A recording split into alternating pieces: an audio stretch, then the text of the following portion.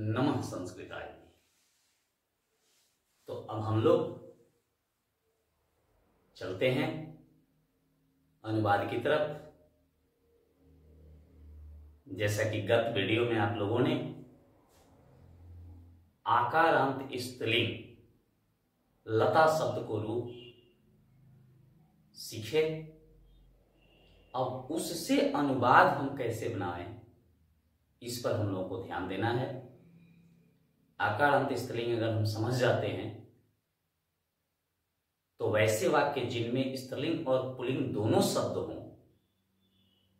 दोनों शब्दों में चिन्ह लगे हुए हों, तो वैसे चिन्ह युक्त शब्दों का भी अनुवाद हम लोग बना लेंगे और उन अनुवादों के माध्यम से हम लोग सरल निबंध को भी लिख लेंगे।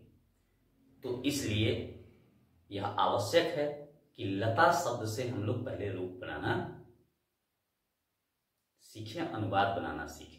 लता शब्द रूप से हम लोग अनुवाद कैसे बनाएंगे हम अभी आपको बताते हैं। आप ध्यानस्थ होकर देखें और मुझे विश्वास है कि जब आप लता शब्द से आकारांत स्त्रीलिंग से अनुवाद बनाना सीख जाएंगे तो आपके लिए संस्कृत निबंध लिखना बड़ा सुगम और सरल हो जाएगा। तो यहां हम लोग ध्यान दें, जैसे कि अब हमारा प्रश्न होगा सीता ने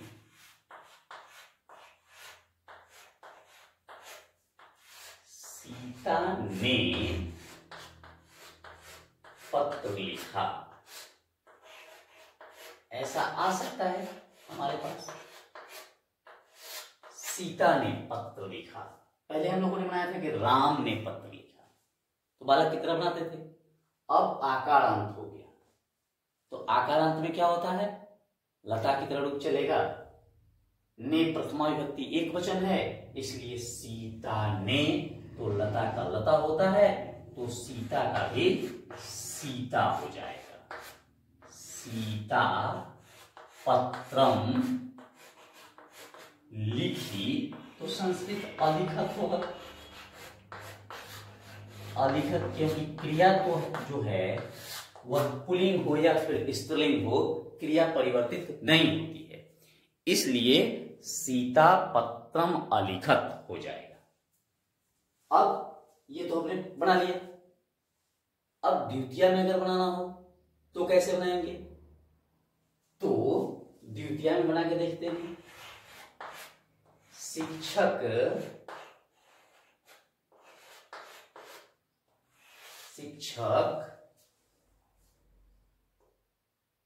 लड़की को, पहले हमने बनाया था लड़का को, पढ़ाते हैं।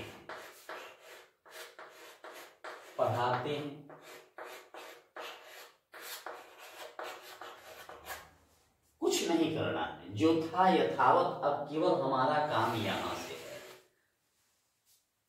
लड़की का संस्कृत होता है बालिका, तो बालिका का बालिका होता है शिक्षक, पहले हम लिख दिए शिक्षक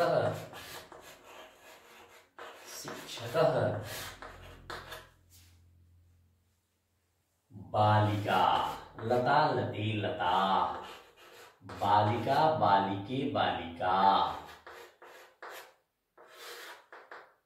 पढ़ाते हैं तो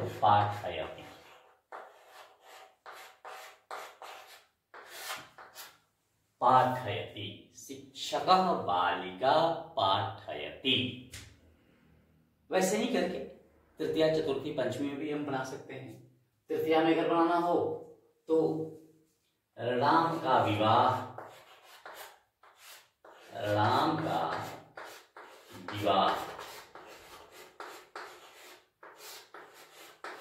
सीता से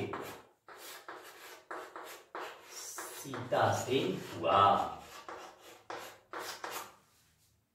देखेंगे यहां तो राम का है, तो या तो रामस्य हो जाएगा, क्योंकि षष्ठी हम लोगों ने पहले से पढ़ रखा है। रामस्य, विवाह के पास कोई चिन्ह ही नहीं हमारा, तो विवाह हो जाएगा। यहां है से जो है, यहां साथ जो है, साथ छिपा हुआ है, तो यह तृतीया होगा। सह के योग में तृतीया विभक्ति होती है, कारक के सूत्रों को जब हम पढ़ेंगे तो वहां मिलेगा सहार्थ तृतीया, तो अब हमको सीता की तृतीया यानी लता की तृतीया क्या होता है? लताया। तो सीता का होगा सीताया।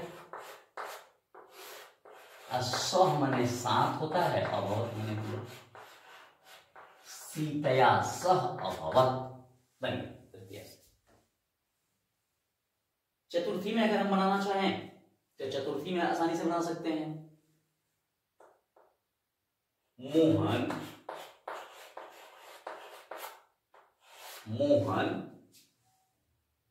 रमा के लिए मिठाई देता है। मिठाई देता है लिख सकते हैं हम लोग, मिठाई दे देता है। पुस्तक आसान भाषा में लिखें, पुस्तक देता है। अभी मैं केवल सरल अनुवाद को आपको सिखाने का प्रयास कर रहा हूं। मोहन के पास कोई चिन्ह नहीं है, मोहन का मोहना हो जाएगा। मोहन के लिए है, यहां देखेंगे हम के लिए चतुर्थी है। तो चतुर्थी में लता एक वचन लताजयी होता है। तो रमा के लिए रामायई,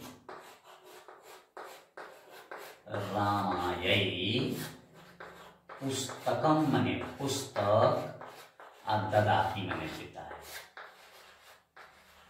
ददाती मने देता है, बन गया पुस्तकम ददाती। आसानी से समझ जाते हैं। अगर हम पंचमी में आते हैं तो जैसे देखेंगे कि वह मथुरा से आती है। मथुरा से आती है, मथुरा से आती है। वह का संस्कृत होगा सा। मथुरा से तो पंचमी में चलेंगे जब हम लोग तो लता का होता है लताया। तो मथुरा का होगा मथुराया। मथुराया, मथुरा से आती है आगच्छति।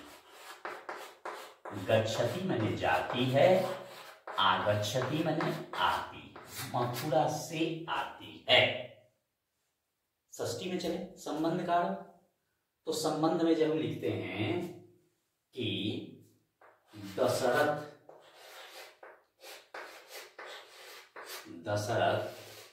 अयोध्या के राजा थे। अयोध्या के राजा थे। अब देखिए दशरथ के पास कोई चिन्ह नहीं है, पुल्लिंग है, आकारांत है। तो यथावत जैसे हैं वैसे लिख देंगे। दशरथ अयोध्या की,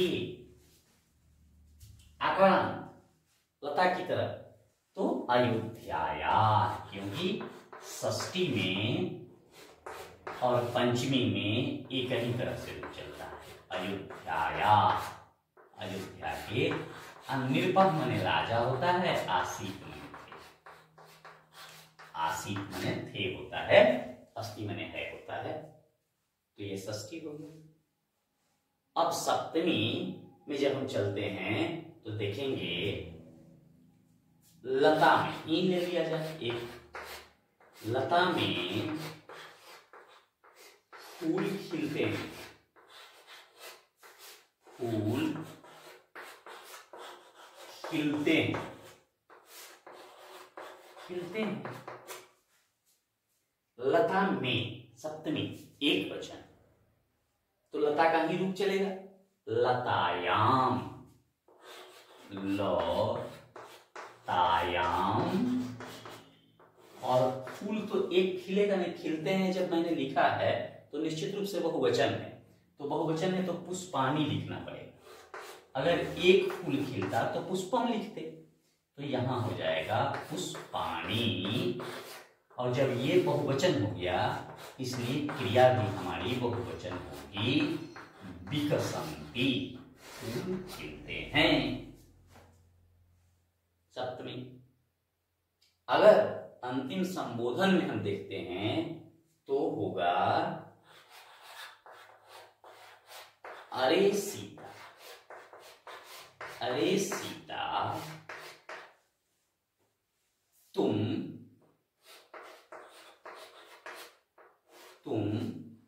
आम खाती हो?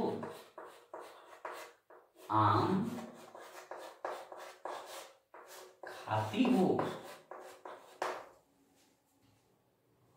अरे सीता, ही लता होता है तो यहां भी होगा ये सीता।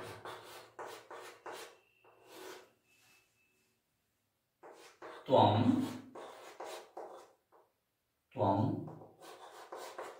आम्रम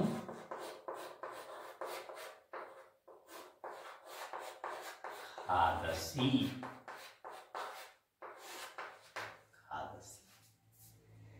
यह देखिए कितना सुगम हो गया। प्रथमा विभक्ति हो गई, एक वचन, द्वितीया हो गया, तृतीया, चतुर्थी, पंचमी, षष्ठी, सप्तमी, संभोग। कारक के आठों विभक्तियों से चिन्हों को संयोजित करके मैंने आकारांत स्त्रीलिंग शब्द से आपको अनुवाद बनाना सिखाया। अगर हम इसका अभ्यास करते, मैंने एक वचन में बताया, इसको बहुवचन में भी बना सकते हैं, द्विवचन में भी बना सकते हैं, पूरी सुगमता होगी।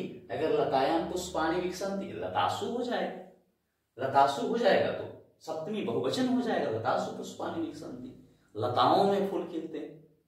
तो इस प्रकार से हम लोग अनुवाद को आसानी से बना सकते हैं। मैं आप सभी विद्यार्थियों को, जितने सुधीजन हैं, जो लोग संस्कृत को मेरे इस वीडियो को देख रहे हैं या संस्कृत से जिनकी अभिरुचि है, मेरा निवेदन है कि क्रमशः वीडियो को देखिए। अगर क्रम से वीडियो को देखिएगा तो जल्दी से समझ में आ जाएगा, क्योंकि आपको पता है कि इसके बाद यह है, यह करना है। और मैं पूरे क्रमशः ही वीडियो बना रहा हूं, वीडियो भेज रहा हूं, तो इसलिए जो भी आप पढ़ें, पहले इसे नहीं पढ़ें, इससे पूर्व का जो है उससे पूर्व का है। अगर क्रम से आप वीडियो को देखते हैं तो संस्कृत मैं दावे के साथ कहता हूं 100% कि आपको जल्दी से आ जाएगा। इसी के साथ फिर अगले वर्ग में मिलते हैं, तब तक के लिए नमो नमः।